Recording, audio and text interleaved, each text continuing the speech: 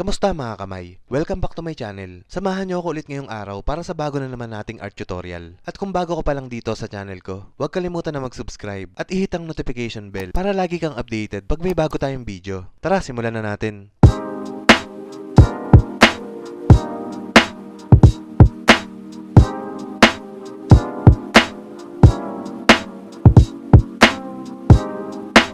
So mga kamay, sa video natin ngayon ituturo ko sa inyo kung paano mag-drawing ng couple na magkahiwalay yung reference at marami rin tayong pag-uusapan ngayon ng mga tips tungkol sa pagko-commission. Siguradong makakatulong sa ito lalo na kung baguhan ka pa lang. So ito yung sitwasyon natin ngayon. Yung client natin ay nagbigay ng actual photo na gusto niyang ipa-drawing. Medyo luma na to kaya malabo. Pwede natin tong ipa-scan para magkaroon tayo ng digital copy. Pero kung malinaw naman yung camera ng phone mo, pwedeng kunan mo na lang yan. So ito yung resulta pagkatapos ko siyang picturean. Malabo pa rin, di ba? Kaya gagamitan natin to ng Remini. At ito yung resulta. Ayan, ganyan yung gagawin nyo pag malabo yung reference. Yung app na to ay libre mong madadownload sa Play Store. Ayan, syempre sesend muna natin to sa client para i-confirm kung tama nga ba yung pagkaka-enhance. Minsan kasi nag-iiba yung itsura pag nire-remini natin. Kaya wag natin i-drawing kaagad. Bago tayo magsimula, mas mabuting itanong muna natin sa client natin kung may gusto pa bang ipa-iba, ipabawas at ipadagdag. Pwede ka rin humingi pa ng isa o dalawa pang photo reference kay client upang mas makita mo yung iba pang mga detalye.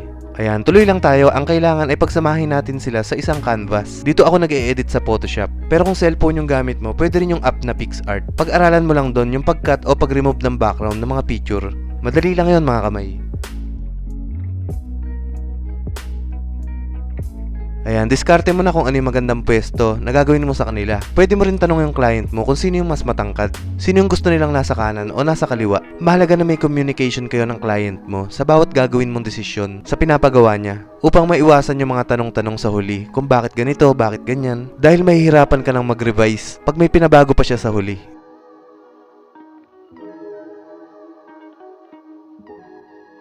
So ayan, gawin lang din natin silang black and white dahil charcoal yung gagamitin natin. At ito save lang natin at pwede na tayo magsimula. Diskarte mo na ngayon kung grid method o Loomis method yung gagamitin mo sa pag-drawing sa kanila. Sa mga hindi pa nakakaalam ng mga method na to, ilalagay ko na lang sa description yung mga link ng mga nakaraang video ko kung saan tinuro ko yung mga diskarte na to. Oo nga pala mga kamay, ayon sa client ko, ang gusto niyang ipaiba ay yung kilay ni tatay. Medyo i-dark daw ng konti. At yung bibig ni nanay na gawin daw na nakangiti na nakaikom. At kung pwede ay ibahin yung damit nila. Mamaya ipapakita ko sa inyo kung paano naman ibahin yung suot ng idodrawing natin. Ayan, so 22 by 28 inches yung size nito mga kamay o katumbas ng 1 whole cartolina. At ang gamit kong papel ay Bristol board. Ang maganda dito, puting-puti yung papel na to. At maganda yung hagod ng charcoal o graphite. Swabing-swabing gamitin mga kamay.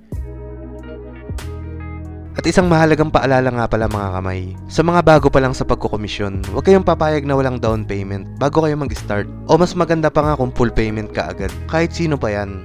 Marami kasing tao na sobrang kumpiyansa pag nagpa-drawing sa'yo nang wala pang bayad. Hindi nila ipaprioritize sa gastusin nila yung pambayad sa'yo. So ang resulta, tapos na yung drawing mo pero di pa nila makuha dahil ubos na yung pera nila. Kaya payment first policy tayo lagi mga kamay. So tara, tuloy lang ulit tayo sa pag-drawing.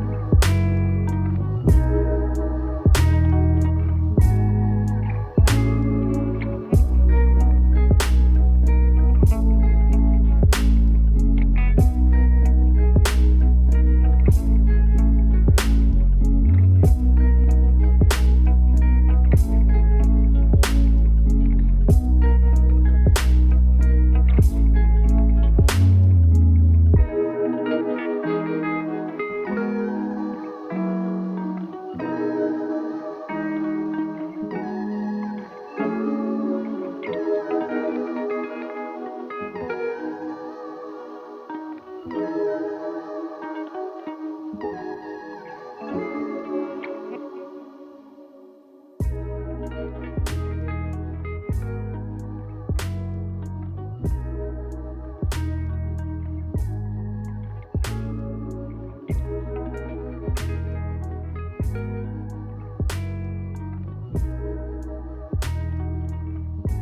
ito mga kamay, pili tayo ng mga pwedeng ipalit sa suot nila. Ayon kay client, mas okay daw kung Pinoy na Pinoy style yung kasuotan nila. Yung parang umattend lang ng kasalan.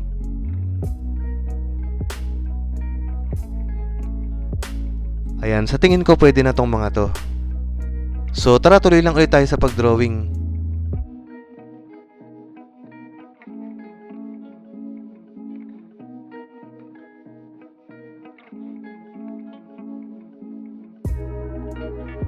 Ayan, yung mga damit na napili nating ikabit, hindi na natin to kailangang isama sa grid o sa pinaka-layout ng reference natin. Pero depende na sa'yo yan kung saan ka komportable. Ako kasi nasanay ako sa hiwalay ko siyang kinokopya. At hindi ko siya kinokopyang buong buo, bali kumukuha lang ako ng idea sa mga napili kong picture sa Google.